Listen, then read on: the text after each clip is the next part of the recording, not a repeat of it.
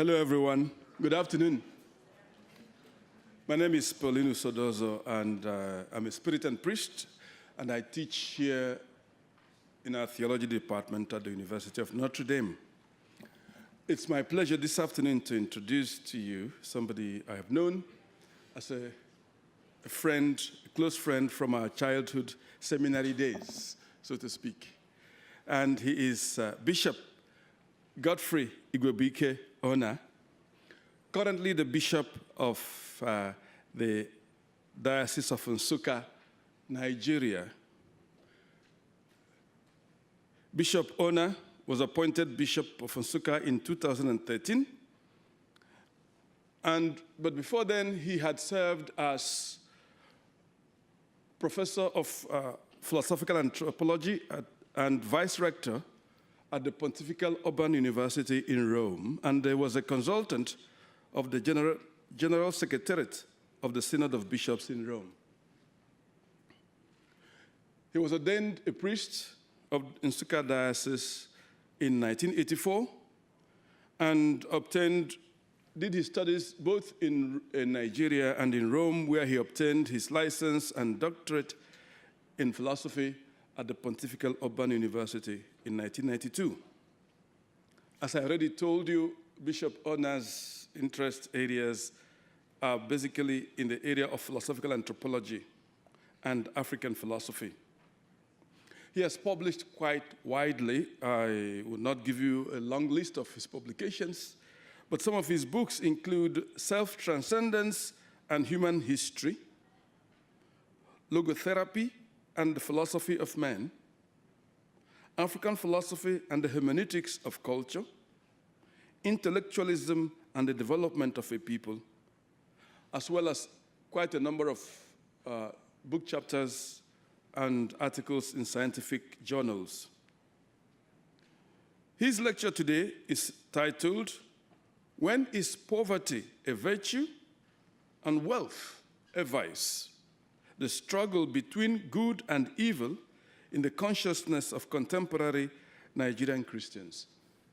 Please join me to welcome Bishop Onah to the podium.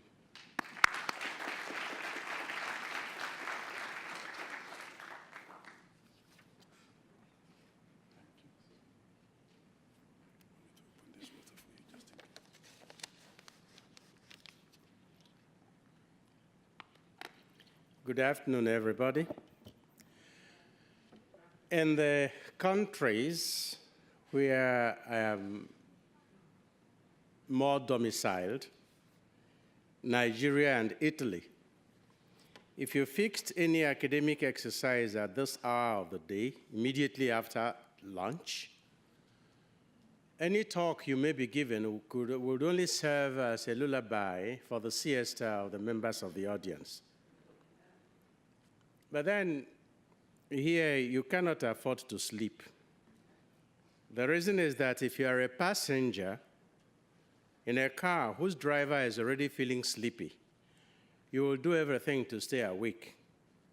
Because my body is not sure whether it is morning or afternoon or night. So if I look up and find out you are sleeping, I have reasons to go to bed myself.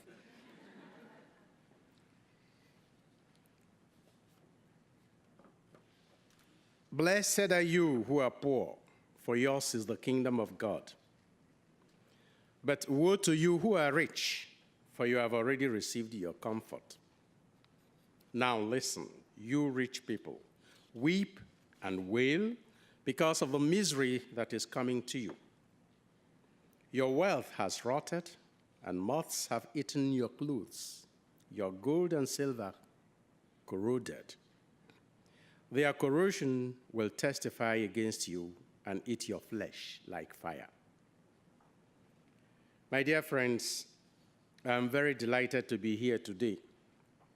I thank God for all those who made it possible for me to participate in this important and high-level conversation on such a delicate aspect of our life as humans. Professor Carter Schneid and his colleagues at the Center for Ethics and Culture, my brother and friend, Father Professor Paulinus Odozo, Margaret and Erica, and the other patient ladies in Anthony Travel. I nearly did not make it to this event, not owing to their fault. The reason for which I am here now is the very reason for which I nearly did not come. When during the Rome Africa conference in March this year, Father Paulinus mentioned to me the possibility of being part of this intellectual harvest, I was excited and eagerly awaited a follow-up. But when the formal invitation finally came, and I saw the lineup of the intellectual luminaries who had been on this platform, I thought myself unqualified to be put on the same pedestal.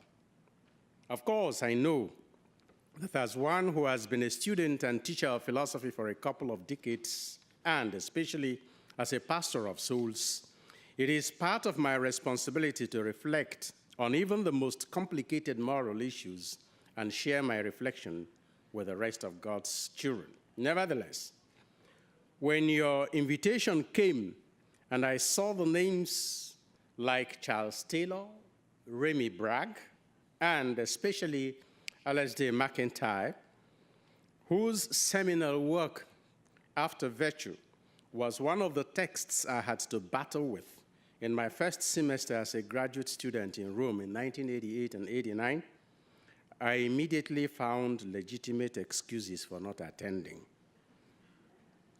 Earlier scheduled pastoral programs, another overseas trip within the same period, insufficient time for adequate preparation, and so on.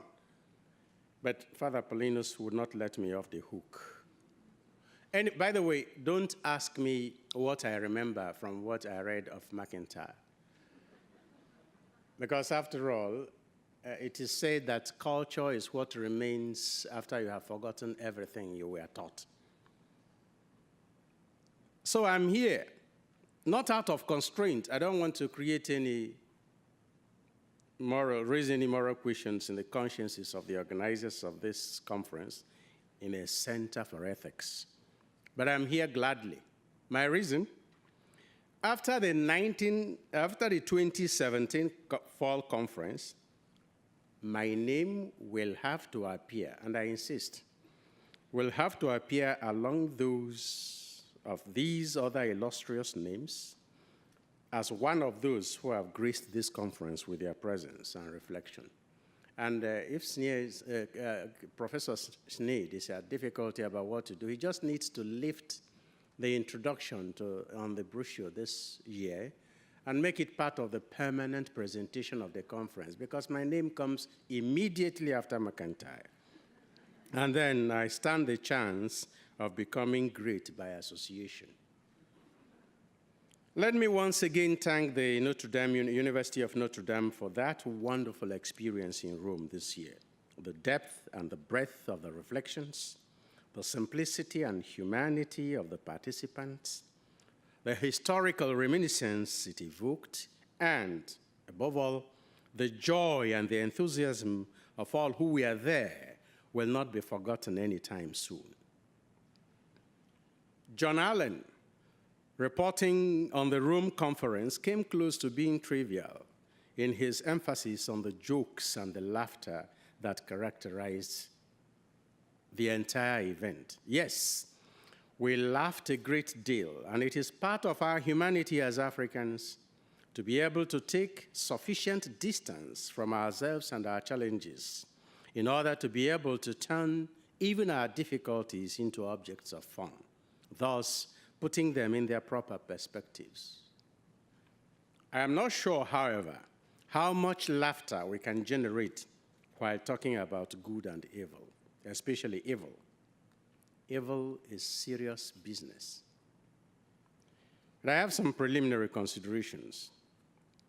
The problem of evil, well, after the preliminary considerations, I will just examine poverty and wealth in themselves considered, then the particular environment of the Nigerian situation, and poverty and wealth as dispositions.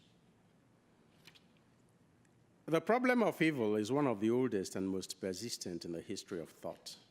Whether one is dealing with metaphysical or moral evil, there does not seem to be or to have been a universally satisfactory solution to the problem.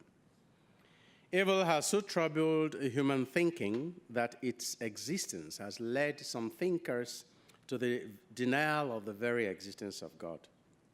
The formulation of the argument by Epicurus is well known to anybody who has had even only a casual introduction to the question of God in philosophy. God is omnipotent, is benevolent. Then why is there evil?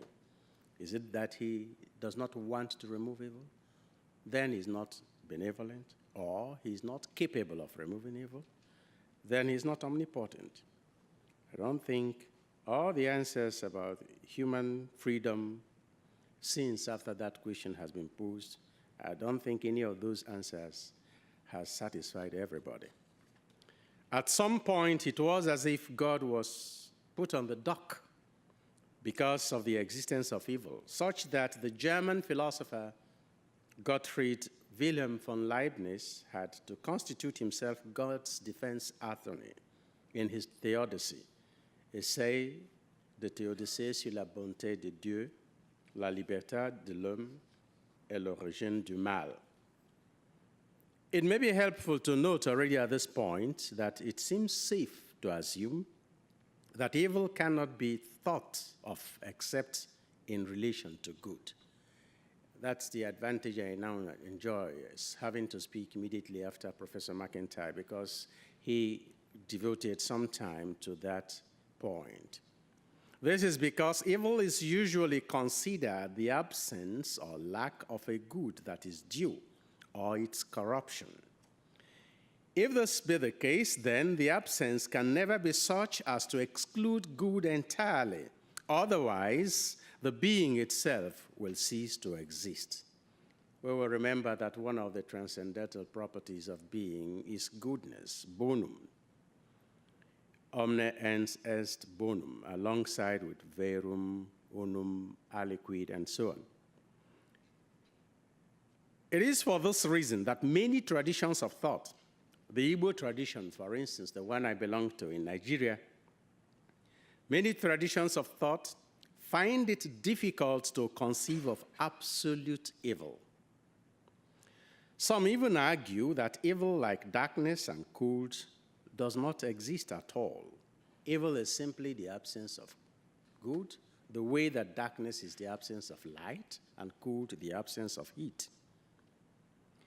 It may, however, be more exact or more acceptable to say, because if people encounter evil and you tell them evil does not exist, or encounter darkness, you say darkness does not exist, it may be easier to say that evil, like these other absences, does not exist in itself, but always in the good whose absence it is considered to be. Hence, the classical statement, malum in bono fundatur. Evil has its foundation or its base in good. The human mind can, on the contrary, imagine absolute good with no admixture of evil. The problem of good and evil can be very engaging at the abstract and purely academic level, but at the practical moral level, at the level of good and evil in every human heart, the theme of this year's conference, it becomes a real struggle, an internal battle that sometimes gets messy. I have chosen to reflect a little on what I consider perhaps a very subtle but pervasive aspect of the struggle between good and evil in the heart of many Christians in Nigeria today, namely the issue of wealth and poverty. I have deliberately formulated my reflection like a question: when is poverty a virtue and wealth a vice? Because it is, for me, an ongoing search. Furthermore, this question is not posed abstractly, but with reference to the concrete life experiences of millions of persons in Nigeria. Had I come here about 5 years ago, I would probably have examined this problem only from a purely academic perspective. My experience as a pastor in the past 4 years, however, has changed all that. Hence, today, irrespective of my experience in the academia, it is the pastoral implication of this struggle among my many brothers and sisters, their honest striving for virtue and survival in a society in which corruption is described as endemic. It is this that has suggested the approach I am taking in this reflection. You will therefore not be surprised if I do not entertain or bore you with the minute definitions and hair-splitting distinctions for which philosophers are famous or notorious. But it may help to bear in mind that something about virtue. I'm happy I wouldn't attempt to define virtue in this hall with the illustrious personality that just left. But one could bear in mind two things about virtue. It's being considered since the time of Aristotle as the mean between two extremes, and also that virtue not being what one does, but a disposition that makes one do such things easily, especially good. Besides, I'm not even certain that I shall be able to provide any satisfactory answers to the question I raise. When is poverty a virtue and wealth a vice? But that doesn't surprise me because I had said earlier that this problem of evil and good has no universally accepted answer. Mine will not be the only answer that is not universally accepted. My main aim is to draw attention to some of the underlying issues in the religious, social, and political life in Nigeria. Although I deliberately limit myself to Nigeria, I believe that at least some aspects of my analysis would be applicable to the populations of some other countries in the world, though in different degrees. One, human nature is one, even though cultures differ. Then poverty and wealth considered in themselves. Poverty could generally be regarded as the lack or privation of resources that ought to be there, especially of the resources needed for the provision of one's basic human needs, whether as a concept or as a condition. Therefore, poverty is negative. It is a lack, and as a lack of privation, it is evil. To use the expression we just heard, it prevents human life from flourishing. Wealth, on the other hand, is the availability of these resources. In itself, therefore, it is good. Besides, apart from the goodness of the resources that are available, they also allow whoever possesses them access to other good things. Hence, the Igbo of Nigeria have a saying that wealth makes one confident. There are various forms of poverty and wealth, moral, spiritual, social. But my interest here is essentially on material poverty and wealth. There is very close to material poverty something that the Cameroonian theologian and philosopher Endelbert Mveng called anthropological pauperization, which is not simply material poverty, goes beyond that to the deprivation even of the very dignity of being human. But it often starts with material poverty. In the Nigerian context, for the average Nigerian, just like the biblical Jews, riches are always a sign of God's blessing. One who is rich is considered blessed, considered blessed. People who are poor aspire to become rich. However, they know that their situation is not all dependent on themselves, but on God, whose prerogative it is to bless the work of their hands and make them prosper. Whether or not poverty is considered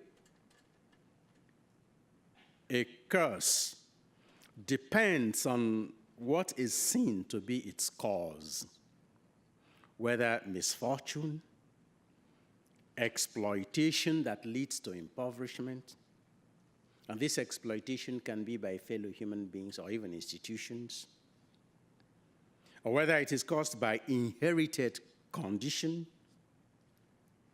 For instance, if one is born into a poor family, or whether it is caused by laziness. Of all the causes of poverty, the one that is frowned most at is poverty that is a result of human negligence and laziness. But under no circumstance is poverty considered a blessing in traditional African or Nigerian communities. I therefore imagine that Jesus' statement, "Blessed are you who are poor," would have been very jarring to the ears and to the sense of decency of the Nigerians who heard them first. There is no room for voluntary poverty for any reason at all in most African traditional religion and culture. Anybody taking such a step would be considered insane. It is abhorrent. A thought nobody wants to harbor. On the contrary, responsible and healthy adults are expected to do all they can to generate wealth and to escape from poverty. To the extent that even when one is believed to have been cursed or one is born into a poor family, it is held strongly among the Igbo, for instance, that personal effort is capable of changing destiny, even if it had presumably been fixed earlier by the divine. In traditional Nigerian societies, the only way a person could become rich or wealthy was through hard work and resourceful planning, or through inheritance. Since the economy was based on agriculture and trading, and since there was no remunerated public service before the advent of colonial rule, there were no public funds to steal. No one could become really wealthy in traditional Nigerian societies through stealing or fraud. People had large farms, for instance, and in order to be able to cultivate large farms, they strove to have large families by, for instance, marrying many wives. These are some of the sociological context of polygamy that often are ignored when it is being examined within the African context. However, it does seem that these attitudes to poverty and wealth are common to all human societies. Hence, everywhere we normally talk about creating wealth, distribution and redistribution of wealth, poverty alleviation, reduction or eradication of poverty, even enjoined by religious leaders and the magisterium of the church in the first place. Since the abhorrence of poverty generally is common to all, I think everybody would prefer a society, if it were possible, where everybody would be equally rich. One would prefer that to a society where everybody would be equally poor. Would it be more blessed, I ask, for the rich to enrich the poor, or for the poor to impoverish the rich? Today, scores of African youths are dying on a weekly basis on the shores of Europe in their desperate attempt to escape from poverty. Just last week, 26 Nigerian women were found in the belly of a warship in the shores of Italy. Many of those things are not even reported. And when they come to me to ask me to help them to get over to Italy, since I had lived for so long in Italy, I tell them not to even try, because what they would meet in Italy would be worse than what they were running away from. And they would normally reply me, it is better to die trying than to wait and see death come. If they saw poverty as a blessing, they would not be doing that. I remember one instance where the International Migrant Organization organized a repatriation policy exercise for Nigerian girls who left prostitution in Italy and were ready to return home. They were given some money, $4,000, but which was made available to them only in Nigeria, not in Italy. To prepare women for this, they organized a trip to the state, to that part of Nigeria from where most of the women came. And in the delegation was a Nigerian woman from the area.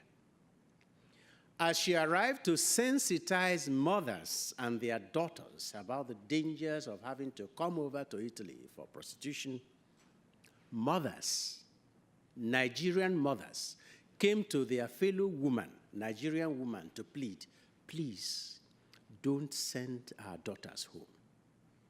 And she told them, asked them, do you know what they go through there? Do you know some of them have caught AIDS? Do you know some of them have been killed by their clients? They are dying on a regular basis. And the mothers will reply, we are also dying on a regular basis here of malaria, of hunger, of starvation, and death is death. Now the dilemma. When the gospel message arrived in Nigeria, new values were introduced, one of which was poverty as a thing to be desired, since to be poor is to be blessed. At the same time, colonial administration altered the traditional effort-based economy and introduced salaried jobs. Since the colonial rulers were seen as intruders and enemies, many of those who first accepted to work with them and for them were those in the community who did not enjoy the best of reputation.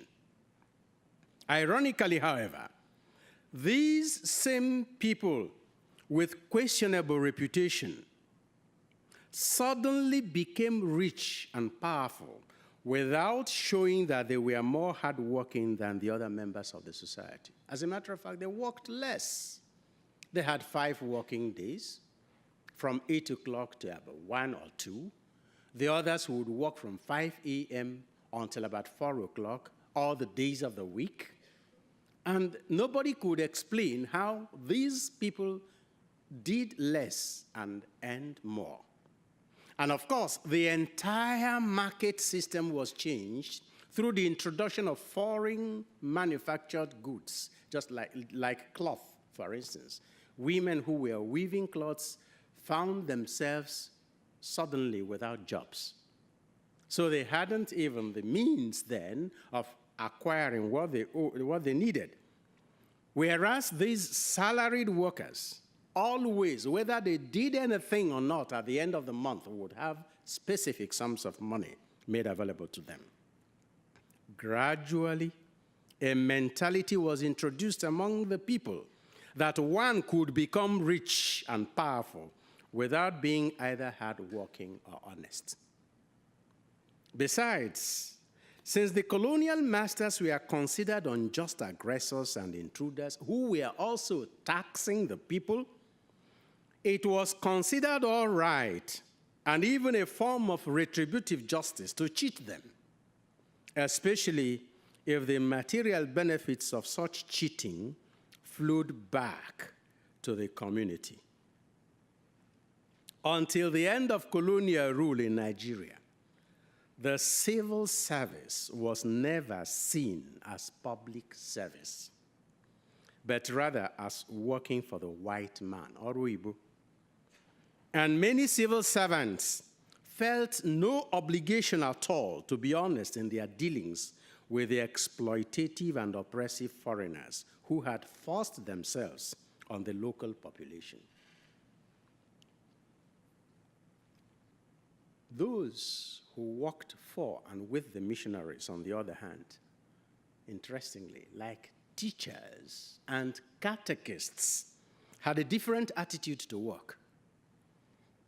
They were trained to accept that they were working for God and for the community, and hence that their real reward would be in heaven.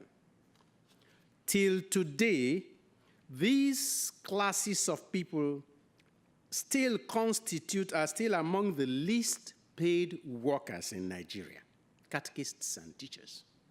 Yet, until a dictatorial military government took over the mission schools in the 1970s, teachers never saw themselves as civil servants and therefore distinguished themselves by their discipline and dedication.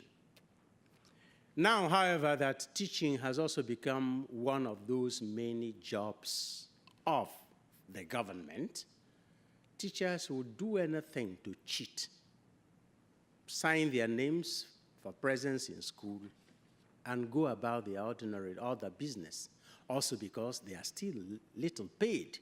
Their salary can't supply for all their needs. They don't mind that their own children are also in those schools where they are not working. It's a mentality issue that has a history. Today, however, a new form of Christianity has arrived in Nigeria, preaching and extolling not poverty, but wealth. Aggressive Pentecostalism with its prosperity gospel. And many Christians are confused. With the rise of the prosperity gospel preached by Pentecostalism in Nigeria, many Nigerian Christians today tend to see wealth, however it may be obtained, as a blessing from God, and poverty, whatever its cause, as a curse. Moreover, with the uninhibited public show of wealth and affluence by many private jet-flying Pentecostal pastors, many Christians who belonged to the older established Christian denominations are living in droves. They believe that if these pastors could be so rich, they must be the ones whose prayers are instantly answered by God. For the average Nigerian Christian, living and working and struggling, living is working and struggling to make heaven. And this struggle, this living and working to make heaven, becomes constant struggle between good and evil. For the Nigerian Christians, this struggle is particularly difficult and evident. This is because they live in an interestingly ambivalent society where conspicuous poverty exists side by side with consumptive wealth. It is no news if I come from Nigeria to tell you that corruption is described as endemic in my country and is regarded by many as the worst plague afflicting the Nigerian society. But I understood what Professor McIntyre was saying when he was talking about the use of words in language. The word corruption does not exist in any Nigerian language, and we have over 300 of them. Because it has lasted so long, some languages have invented slangs to describe corruption, but it's not part of their mental structure. There are certain sins you can't commit in Nigeria because there is no word to describe them. Blasphemy, for instance. If you want to commit blasphemy, you have to think in English and act in English. Professor McIntyre was talking about thinking in Hebrew and Latin and speaking in English. This time you have to think in English and act in English, because you would not be able to explain to an Igbo man what blasphemy means.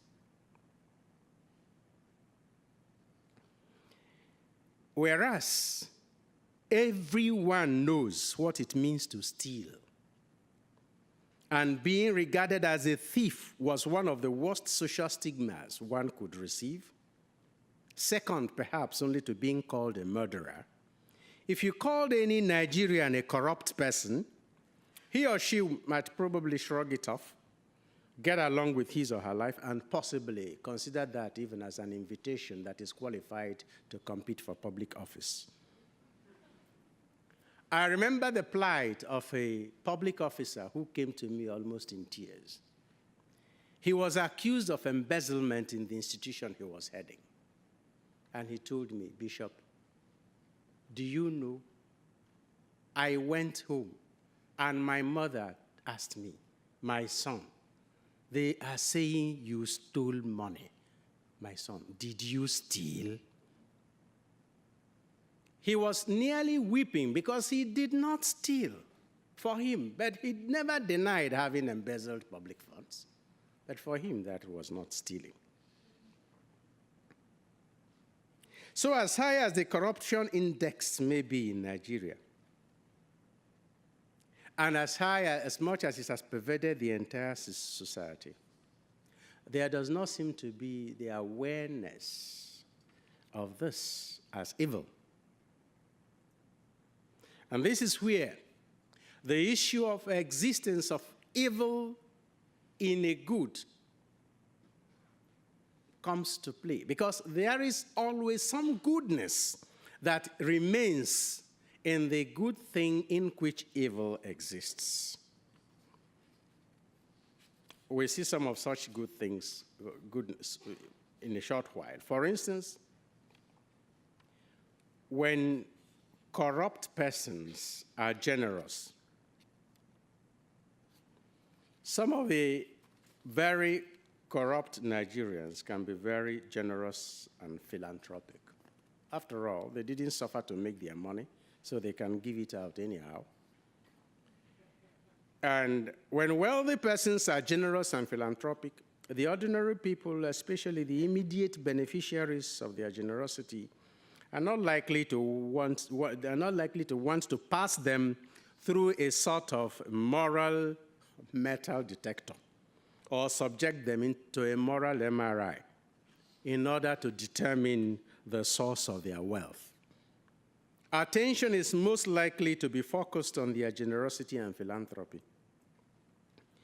If a young man provides pipe-borne water, builds schools, churches, and well-paved roads in a village that has been entirely forgotten by the government, pays school fees for poor children who otherwise would not have afforded even basic education, builds houses for widows and other poor persons, and many of them are doing this.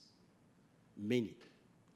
Who really cares whether he or she is a scammer, a drug baron, a dealer in arms, or even a manipulative pastor exploiting the misery of the poor?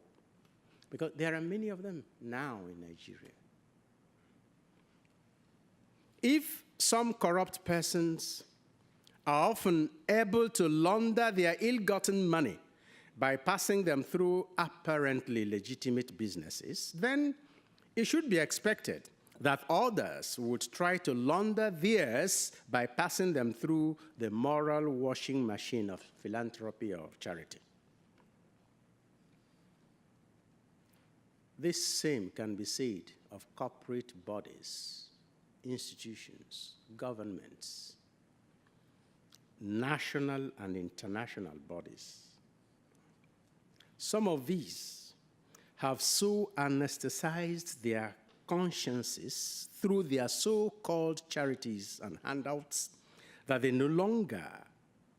are no longer aware that the money from which they donate to the poor is blood money, often violently stolen from the very poor people they are helping. Some of you may have watched the film Blood Diamond. As a Nigerian, another example that comes easily to my mind is the relationship between the Nigerian communities in the oil areas of oil exploration and those companies that are exploring the oil.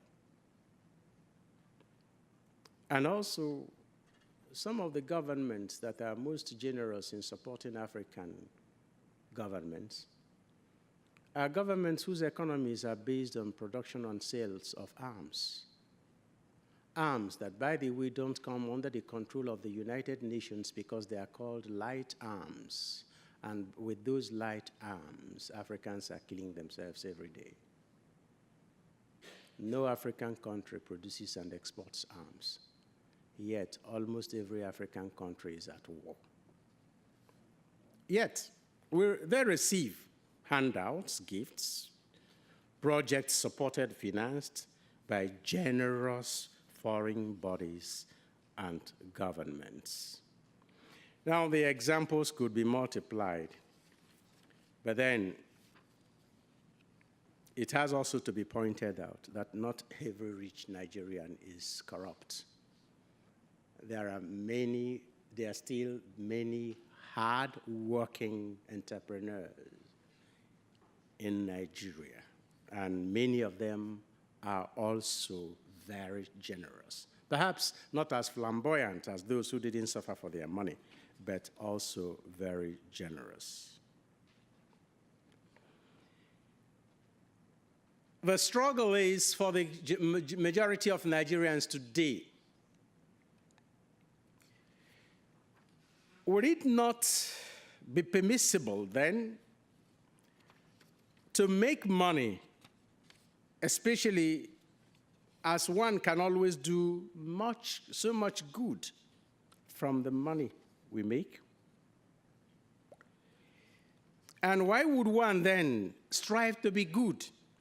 There was a question about flourishing, life flourishing, when those who are not honest seem to be the ones flourishing. And in what looked like argumentum ad hominem, the professor answered by saying that if you see them as flourishing, then that is a sentence on what the kind of life you yourself live. Well, one could reflect on that further. But I want to emphasize that evil does not become good simply because good comes out of it.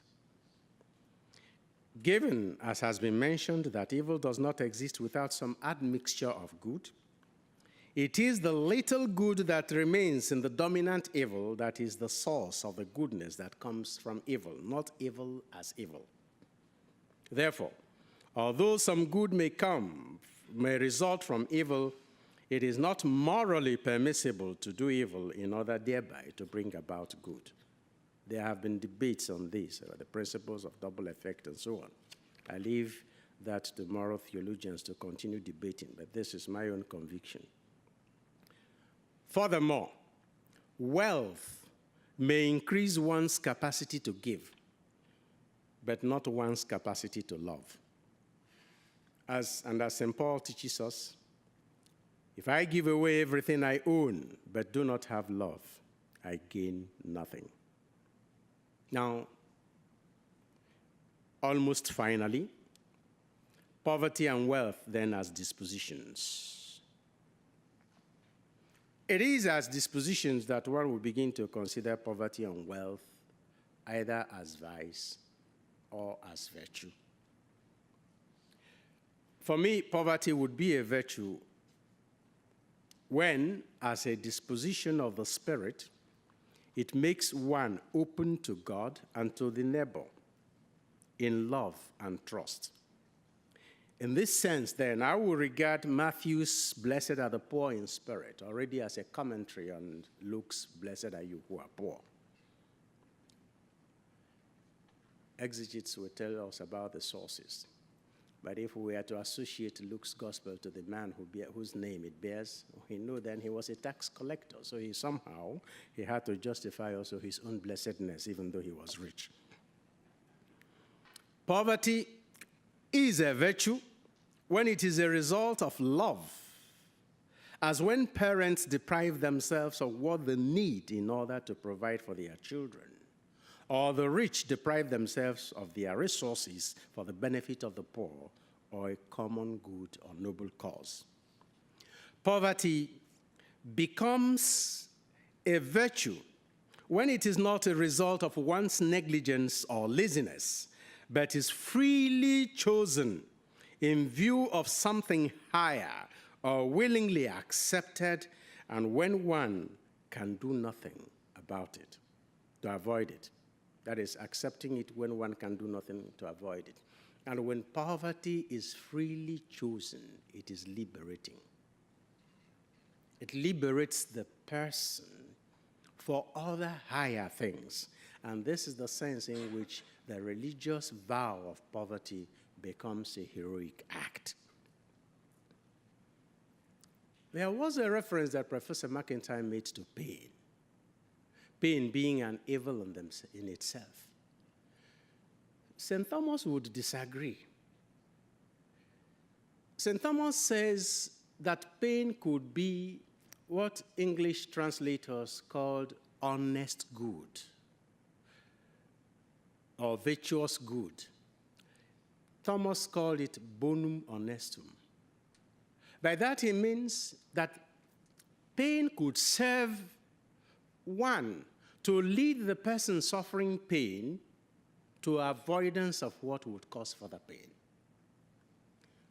2, the worst evil would not be pain, according to Thomas, but not to feel pain in the presence of what causes pain.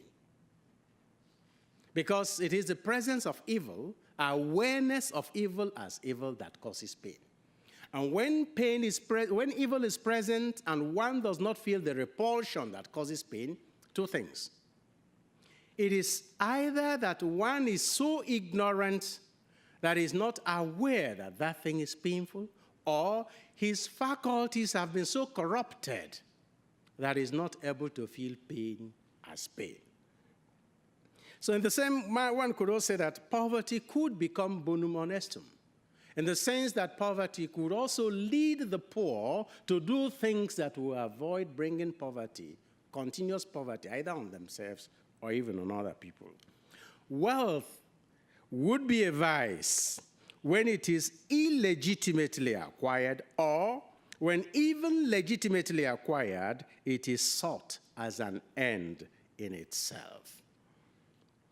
Wealth would be a vice when, as a disposition of the spirit, it makes one feel so self-sufficient that one is closed to God and neighbor. It is in this sense that we are to understand the moral in two of the parables of Jesus about wealth in Luke's gospel. In one of those parables, the rich man was so blinded by his wealth that he took no notice at all of poor Lazarus and his needs. In a more sober moment, however, he would then recognize Lazarus as his neighbor and brother. "Father Abraham, have pity on me. Send Lazarus to dip his finger in water and cool my tongue." Before, he was so comfortable in his wealth, he never noticed Lazarus. In the other parable, the rich man felt so self-sufficient that he thought of nothing else but himself, his harvests, his barns. In 3 short verses, he used the first pronoun 10 times, at least in the English translation. What shall I do? For I do not have space to store my harvest. This is what I shall do. I shall tear down my barns and build larger ones, and I shall store my grains and other goods, and I shall say to myself, the Irish have a proverb that a man wrapped up in himself makes a very small parcel. And Pope Benedict in Caritas in Veritate writes, once profit becomes the exclusive goal, if it is produced by improper means and without the common good as its ultimate end, it risks destroying wealth and creating poverty. Again, he continues and says, without the perspective of eternal life, human progress in this world is denied breathing space. Enclosed within history, it runs the risk of being reduced to the mere accumulation of wealth. Humanity thus loses the courage to be at the service of higher goods, at the service of the great and disinterested initiatives called forth by universal charity. Wealth becomes a vice when it makes the rich believe that everything has a price and can be bought, including a place in heaven.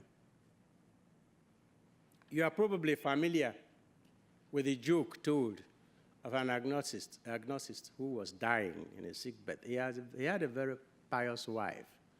And this wife was worrying that the husband was dying without salvation.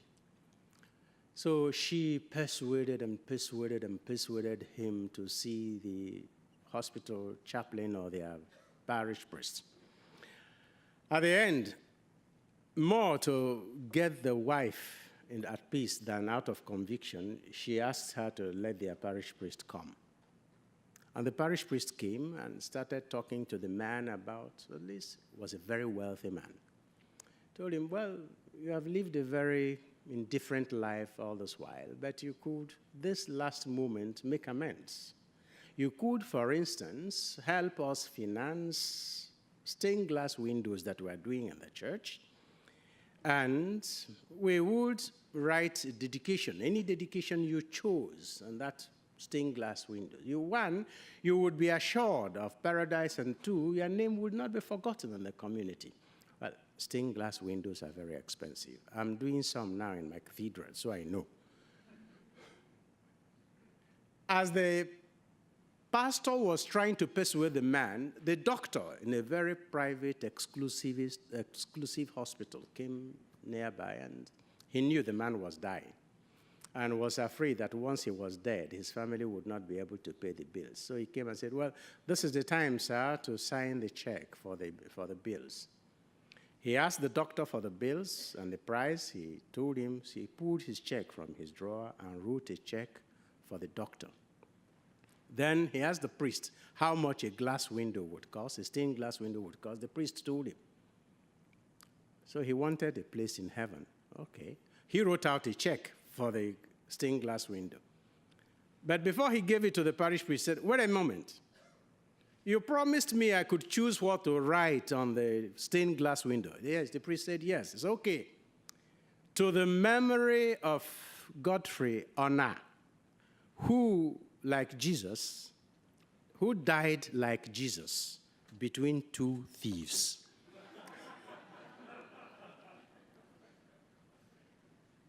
But at least this priest believed that this man could buy a place in heaven with his wealth. And many modern Christians in Nigeria think so.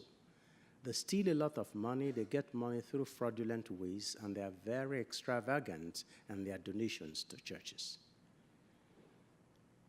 Conclusion. And as conclusion, I'll just use two passages, unrelated, from two completely different sources, talking about the mean. Virtue would be the mean. The first passage is a long one, relatively, from the Republic of Plato. Here, Socrates was conversing with Diamantus. And Socrates asked, "Consider whether or not the following things corrupt the other workers so that they become bad." What things? Wealth and poverty. How do they corrupt the other workers? Like this: do you think that a potter who has become wealthy will still be willing to pay attention to his craft? Not at all. Won't he become more idle and careless than he was? Much more.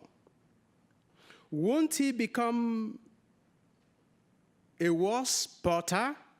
Far worse.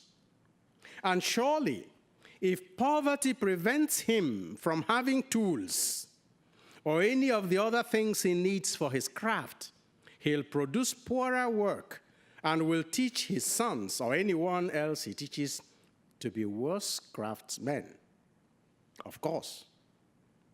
So, apparently, poverty and wealth make a craftsman and his products worse. Apparently. It seems then that we have found other things that our guardians must guard against in every way to prevent them from slipping into the city unnoticed. What are they? Both wealth and poverty. The former makes for luxury, idleness, and revolution.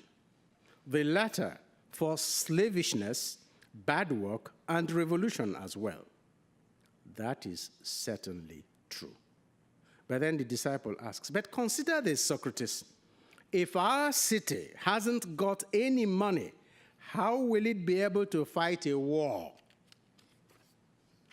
Then the other passage from from the book of Proverbs. "Two things I ask of thee. Deny them not to me before I die. Remove far from me falsehood and lying. And give me neither poverty nor riches. Feed me with the food that is needful for me, lest I be full and deny thee and say, 'Who is the Lord?' Or lest I be poor and steal and profane the name of my God."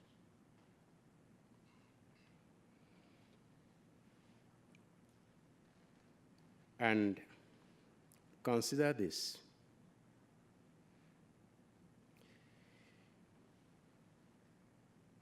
In the passage about the last judgment, we have the master saying, "Come, all ye blessed of my Father, and receive the reward prepared for you from the beginning of the world. For I was hungry, and you gave me. I was thirsty, and you gave me. I was this, and you gave me this." And then he turns to those on his left and says, "Depart from me, you accursed, into eternal fire, prepared for the devil and his angels. For I was hungry, and you gave me no food. I was thirsty, and you gave me no drink. Naked, and you gave me no clothes. In prison, and you did not care for me." And those people answer, "But Lord, we had no food to eat ourselves, or water to drink. We were barely clothed, and most of the time in prison for offenses we never committed. We didn't help you because we couldn't. Lord, we were poor." I don't want to risk answering how the master would react to that argument. But let me just end by saying that when we look at virtue as a mean, then it would be a virtue to be neither poor nor rich, but to have just sufficient. But since that may not be possible for all, it would help to consider virtue also as a disposition. For then, in poverty or in wealth, one could still acquire the disposition that makes him or her open to the neighbor and to God in love and in trust. So long as we remain human, we never completely lose the freedom to acquire this disposition. The same Jesus who said to the poor, "Blessed are you who are poor," said to Zacchaeus while dining in his home, "Today, salvation has come to this house." Thank you.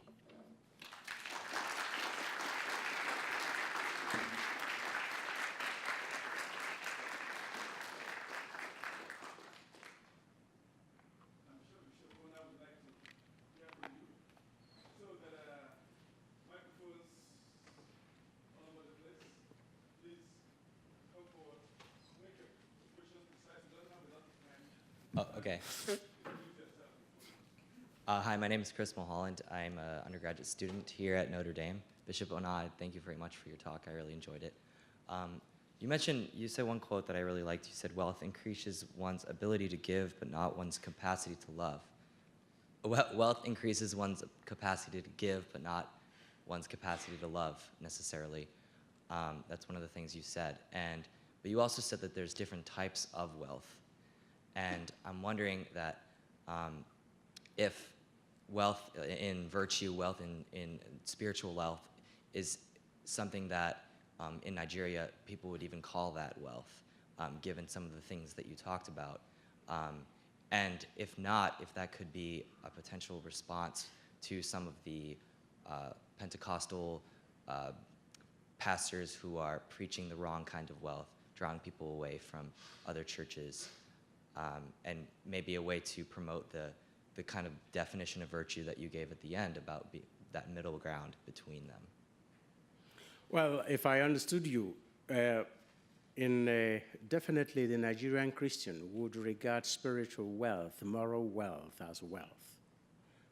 No doubt about that. It's only that material wealth is affecting every other assessment or evaluation of other types of wealth. Because this material wealth it affects every aspect of life. It even makes the formation that is necessary for proper reasoning very difficult. And let us also not forget that part of the responsibility of the church is formation of consciences through education. Because that way, there is a relationship between the truth and desire. So that what is really desired is what is good for the person and the society. So that is very much present in the mind. And that is why I call it a dilemma. They understand that this only preaching of wealth, material wealth, cannot be right. And they are themselves asking the questions. But in the face of a system that does not function, where hospitals are not functioning, where salaries are not paid, then it becomes easier to tend to accept these other pseudo-solutions. Becomes easier, but the doubt still remains in them. And it's just like, as Augustine would say, that no matter how corrupt a soul is, some amount of goodness still remains, otherwise conversion would be impossible. So no matter how immersed they are in this mentality, as humans, the openness to the light of the truth remains, and the search is continuous. It's ongoing. Thank you.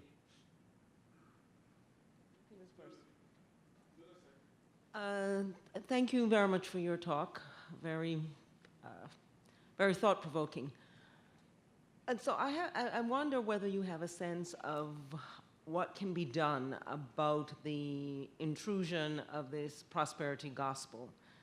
For many Christians in the United States, and I think in other parts of the West, the growth of Christianity in Africa is actually a very hopeful sign with its decline throughout the West. And the fidelity of African Christians to biblical teaching is seen as a bulwark against the spread of very disordered lifestyles here in the West. Yet if in fact, Pentecostalism is probably the form of Christianity that's growing the fastest in Africa, and it does seem to be theologically quite impoverished. And if what we're replacing, if the bulwark for Christianity is this impoverished form, it's really very troubling. So I'm just wondering, do you have any sense for what direction we could go to try and address the problems of the very shallow kind of Christianity that's growing so rapidly? You're asking the right person, because you're asking a Nigerian bishop. We have constant, well-developed program, both of catechesis and social action and formation, faith formation of our faithful in the light of the challenges of Pentecostalism. I, for one, I will always tell my people, we have two challenges in Nigeria now: Islam, radical Islam, and aggressive Pentecostalism. But I tell them that whereas Islam, as persecution, is likely to make Christians stronger, Pentecostalism is more dangerous because it destroys Christianity from its very roots. It nibbles at the things that are essential to our faith, and especially because it very easily accommodates teachings that are not really Christian, but are drawn from the traditional religion and culture. So we as church are aware of that. And we have programs, we have training programs, we have formation programs for our people. And of course, we sow the seed. It's the Holy Spirit that makes that germinate and mature. But we are aware of it. And the church, as mater et magister, as mother and as teacher, will continue to go to encounter those Christians where they are in their attraction to Pentecostalism, but continue also to teach them the right way. So. And is it not possible to collaborate with Pentecostal pastors? I mean, for all the thinness of the theology, they are Christians. They have all to gain that things are the way they are. It is big business. After oil, I think, Pentecostal preaching has become the next most lucrative business in Nigeria. I am not aware of any oil magnate who has 3 private jets, but I'm aware of a Nigerian pastor who has. So it's big business for them, and they would not care to collaborate with you, because often their main reason for existing in Nigeria is to fight the Catholic Church and the other institutional churches.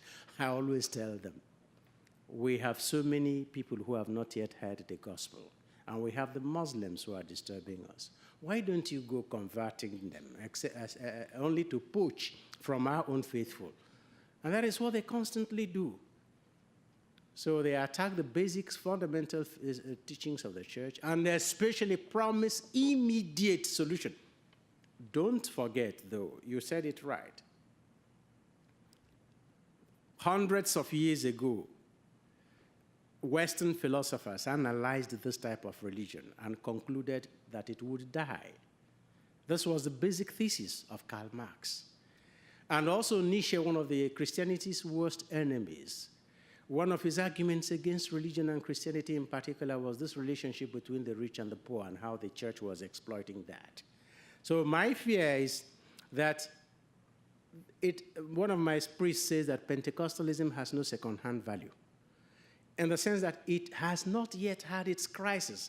The Catholic Church especially, with all due respect to all the other Christian denominations, has been through every imaginable type of crisis, and yet it's continuing. I'm still waiting. Some of the Pentecostal pastors have lost all their members because of the first accusation of infidelity on the side of their pastors. The people run away.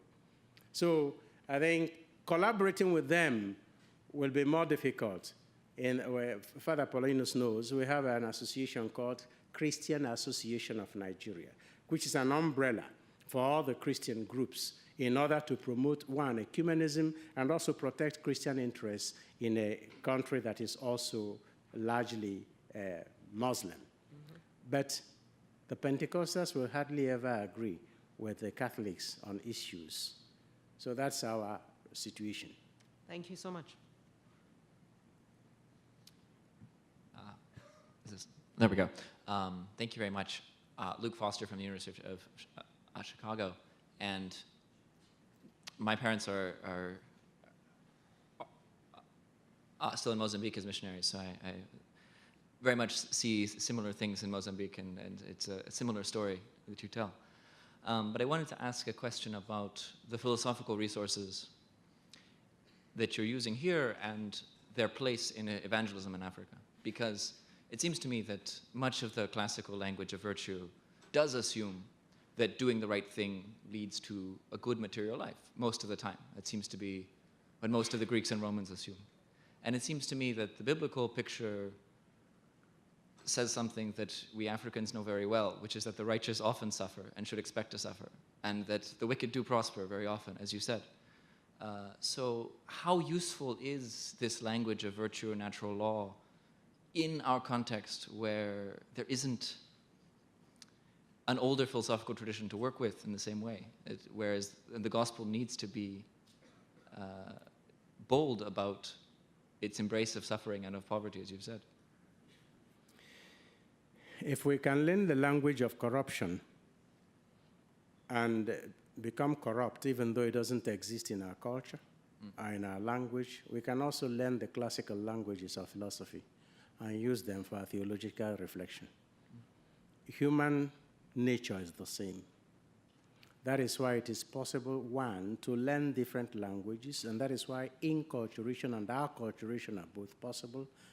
And that is why linguistic translations are possible, as imperfect as they may be. So there are approximations, or even though there are no concepts or no words that will translate these philosophical reflections the way they were in the classical languages and the classical philosophical thoughts, the ideas are, at any rate, transmittable, transferable. So I know, I acknowledge it's a difficulty. For instance, many Africans find the language of the Bible, especially the Old Testament, easier to understand than the language of theology. Because you tell Jesus to talk about the Trinity. He tells you, I and the Father are one, and the Father is in me, and I am in the Father. And when I go, the Father and I will send the Holy Spirit, and there is nothing that he will tell you that is not mine. And you ask the theologian to explain that. He will tell you that the Son proceeds from the Father, and the Spirit proceeds from the Father and the Son, and the others will say, no, there is no and. And then, which one now is easier? So I know that's the difficulty that we have to constantly face, but it is not insurmountable. Thank you.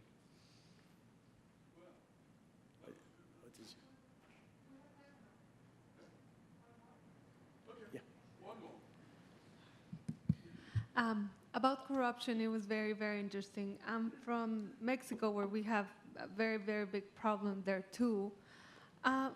Could we understand corruption as being viewed through exploitation?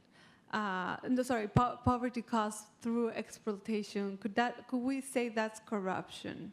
Because at least what happens in Mexico, 2 or 3 of the most poor states in the country mostly will be majority of population indigenous. We still have a lot of Mayans, for example, in Chiapas, that still even have their own language and their own, cultures and folk. And the governments literally exploit that by how they run their campaigns, how they give them money for votes, and then once they get into power, they don't do whatever they promised. I don't know if you have that kind of corruption in Nigeria. But at least from my point of view, that's exploiting directly and making people even more poor, like not even giving them the basic resources of what you speak of, education, health, basic hospitals, etc. I will find it difficult to say exactly what corruption is, just as St. Augustine said he would not be able to say exactly what time is, even though he lives in time. We feel the corruption, we know its effect. There is a little booklet that Cardinal Bergoglio wrote as Bishop of Buenos Aires on corruption. I found that very useful when he makes a distinction between sin and corruption, because one can repent from sin, but corruption, one tends even not to repent, because it's in a position that is not even aware of the enormity or the gravity of the position, of the evil involved. So I think poverty caused through exploitation may just be one of the many sources of corruption. Just one of the main sources of corruption. There are so many other sources, so many other reasons. I think, however, it is a very, very, very complex phenomenon, and it is. I think corruption is more internationally connected than internet or Facebook or WhatsApp, because it's a phenomenon that is everywhere, and it's linked. You pull one end and you find it touching in so many other places.